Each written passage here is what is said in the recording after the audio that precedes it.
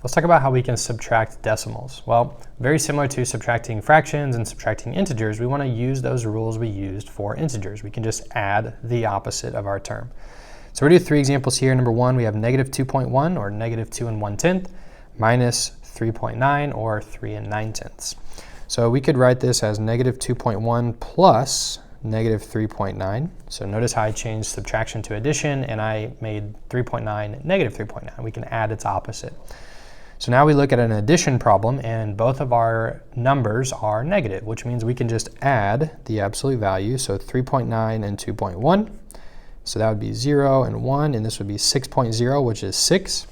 But now we want to decide, okay, well, what should our sign be? Well, we look back at our original numbers at this step right here of our addition, and both of our numbers were negative. So that means our solution, our answer, also needs to be negative. So the answer to number 1 would be negative 6. Number 2, negative 9.9 minus negative 9.9. So we could write this as negative 9.9 plus positive 9.9. Now we have an addition problem with different signs, so we can subtract.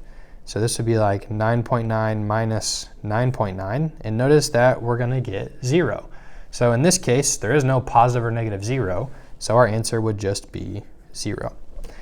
And lastly, number 3, 0.45 minus negative 0.05. So let's rewrite this as an addition problem, plus 0.05. So we changed subtraction to addition, and we changed our negative 0.05 to a positive 0.05. And now, very similar to number 1, our numbers have the same sign. They're both positive, so we can just add the absolute values. So 0.45 plus 0.05. And that would just give us 0.5, right?